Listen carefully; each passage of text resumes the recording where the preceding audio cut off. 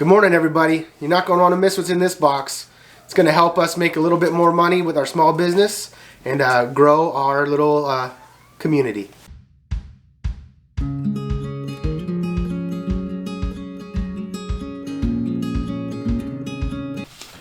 Okay guys, this Papa Homestead on the White Family Homestead. We're here today. I'm going to unbox this. We got a 5 kilowatt heater. It's 12 volt, runs on diesel fuel. It's meant to be placed inside of a car or a truck or a camper and pull off the fuel source. But this is an all-in-one contained heater. So basically we'll just have to supply 12 volts DC and about 5 gallons of diesel fuel, and it should run and heat the greenhouse that we're trying to grow these little starts in pretty well. Okay, everything in the world is making this really hard for me, so we're gonna start again here. This is the exhaust pipe. It should just exhaust the fumes out. Comes with a little muffler too. I'll show you that in a minute. I'm pretty sure this is the air intake, so it can suck in fresh air to burn. This is like the air filter for it, so that chunks and wasps and whatever don't go down inside there. And this thing, I believe, is to direct the air, the hot air, where I want it to go. So this thing is a fully self-contained unit.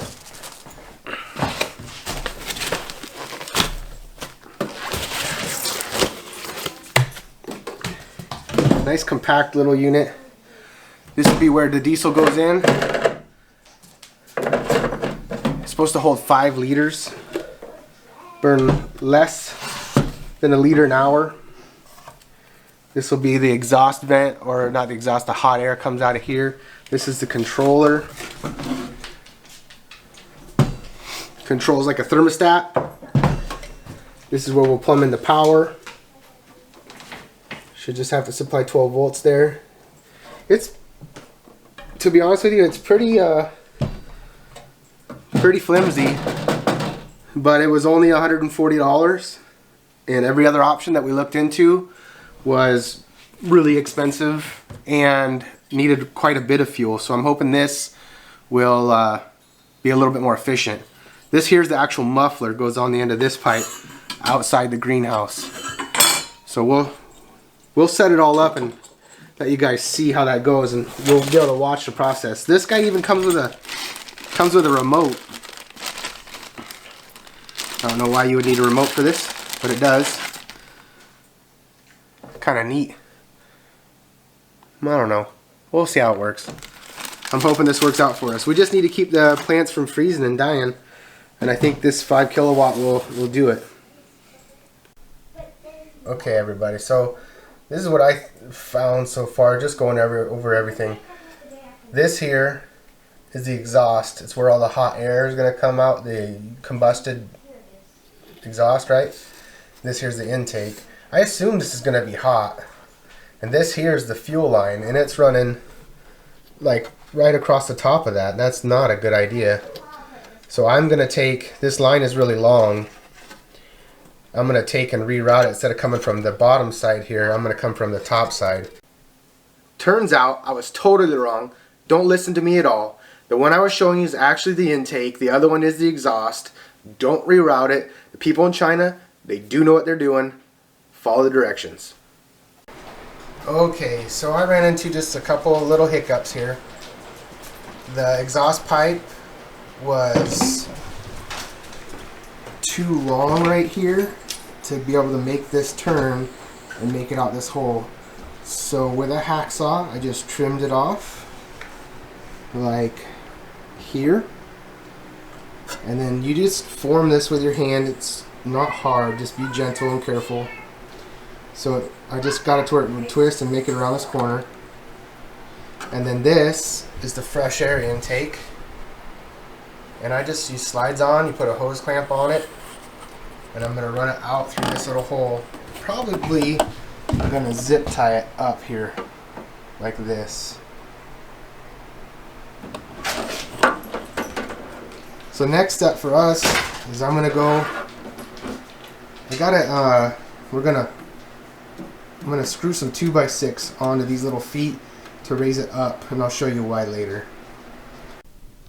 Okay, the next step I'm gonna do is I'm gonna attach the feet of this thing, feet of this thing, to some 2x4s. That's for me to lift it up so that the exhaust can get past the 2x4 ledge in the greenhouse.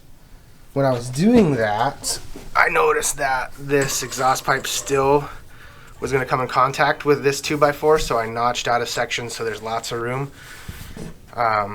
Maybe I'm being a little paranoid about the whole situation, but I just better safe, right? So I'm going to screw those down with a couple of lath screws, and then I think we should be in the greenhouse getting this thing set up. Alright, I'm going to make some electrical connections. Red is usually your power connection, black is your ground. I'm going to make it to where we can pop it off and move it inside if we need to service it or whatever. I'll show you guys later what we're going to use to power this. I was just going to use a car battery, but we decided to go a different direction. So what I did is I crimped a spade terminal on, and I'm going to heat shrink it on. I'm going to do the same thing on the black side, but I'm going to reverse them so that the male and female are reversed. And that way you can't mix them up. They'll always be the right connection no matter what. I'm going to heat shrink them both on and we'll come back. This is what we're going to use to power the unit. We were going to buy a car battery. You'd have to buy a deep cycle and then figure out a way to charge it. So your cheap deep cycle, 80 bucks, 100 bucks, and then some kind of a charging system like solar or a trickle charger or something. I'm not sure it would work and be able to do it every day. So I was searching and I found this. It's called an LED driver. It's for LED lights and things like that, low voltage. It takes 120 volts and it puts it 120 volts in, 12 volts DC out. When I was researching the unit, it said it only needed 60 watts to run. That's wrong. It needs more than that. Actually, I'm not sure it needs more than that, but the 60 watt LED driver only provides 5 amps of current. And this one is, I just went up as far as I could. This one is oh, that's wrong. So I looked at the machine. It has a fuse on it. The fuse is a 20 amp. So I wanted to make sure that I could at least supply that. So this is a 300 watt, 25 amp LED driver. And I have tested it. It runs it and it runs it well. So now we don't have to worry about like the battery going dead and having to charge it and all that stuff. So I have tested it. It runs and it runs good. I'll show you in a minute what happened. We had some issues and I couldn't figure out why the machine wasn't working, and it was super frustrating, but it was my fault. So okay, so that's the panel we're going to install through. I need to put a hole in the the tin there so the muffler can slide through. That little muffler comes right off. I'll show you later. Slides on and off. There's the machine. I put those 2x4s as feet. It stabilizes it, and it's going to help me lift the heater up over that like sill plate or whatever you want to call it there on the ground. We got the heater's going to be situated about midpoint in the greenhouse, and that way hopefully it just kind of heats the whole thing evenly. So now what I'm going to do is just try to slide this heater back and figure out approximately where I want my hole to go. See, that muffler just slides right out. Kind of, you know, I want this to be a decently, you know, clean installation and away from wood ignition sources and things. So I think it's right there. Take my Sharpie here and just kind of mark out the circle. That'll work. And then move it away, and my handy assistant will hand me the drill wherever it went. I don't know if you know this, guys, but I got the cutest handy assistant. Watching other people's videos, I'm supposed to warn you earmuffs or earplugs or something. It's gonna be loud.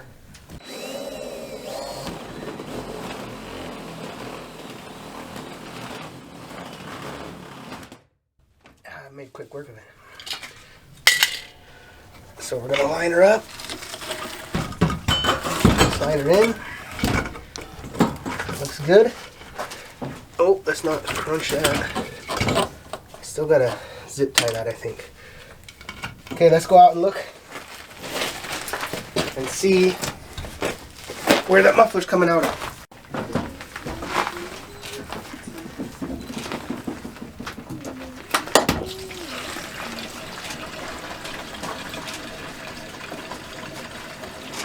So when installing this, you might think about where you're going to put it with having to fill up the fuel. Luckily, when we put together my greenhouse, these boards are not permanent. They move out of the way so that we can dump the dirt and stuff like that. So that they just move out of the way so we can fill the heater up.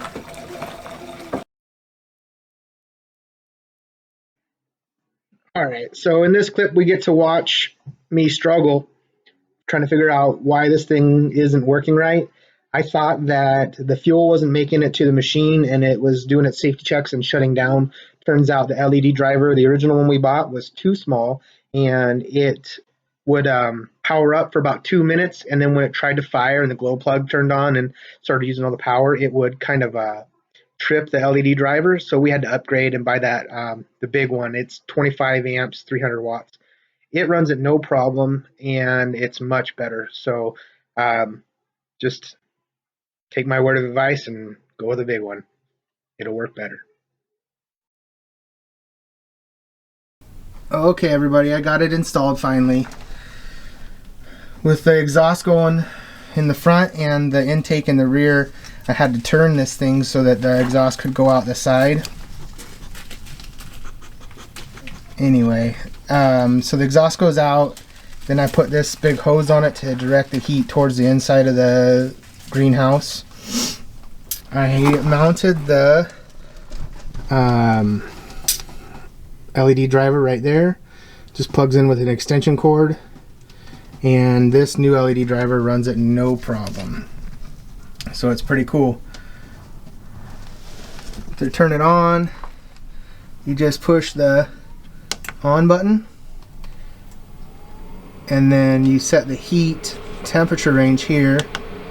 16 is about where we want to be. Goes through its little startup warm-up cycle. I don't know if anybody's watching this. That red plug thing is the glow plug. I don't know what the green thing is. And the flashing red and green means it's going through like its checks to make sure that the intake and the exhaust is not blocked off. As soon as you start hearing the fuel pump engage, it'll go tick, tick, tick, tick, tick. That means that all the self-checks were good and it's going to fire. So stand back. Well, not fire and blow up. It'll fire the heater and start blowing in some hot air. I'm going to take that little panel off there, and I'm going to double sticky tape the panel on the side there so it'll be a lot easier for us to see and access and do our thing with. Yeah, but the installation went really good. Well, actually, not really good, but adequate. Alright, so that's the fuel pump going. Listen to the dunt dunt. And you can hear it kind of whir up like a jet engine. It's not too loud though. It gets a little more loud when it tries to go real high. So that's where the exhaust pipe comes out. I just turned it along the side, put a sheet metal screw right into that tin. It should all be pretty much fireproof or heat proof. And tilted it down just a little bit so water didn't get in. That's just gravel below it, so no worry about anything burning. We will have to make sure it's clear, but it should be good to go. Okay, everybody, so final install looked great. It's going to work good. It's going to keep it really warm. That greenhouse is kind of cool because it kept this morning when I went out there, probably 8 o'clock, maybe a little later, it was already 60 degrees in there, so we don't need a lot of heat. It's not really cold here, but we need to keep the plants from dying. So it shouldn't use a lot of fuel, and the new LED power driver thingy is working great. It's good size. Everything's safe and looking good. So as far as I can tell, it's going to be great. If you guys have any comments, questions, concerns, let me know what's up. Some advice is awesome. That's the best part about YouTube is getting some input and feedback. But as far as I'm concerned, y'all need to go home now. Thanks for coming by. Don't forget to subscribe and hit the bell Hit the bell! so you get notifications about our all new videos.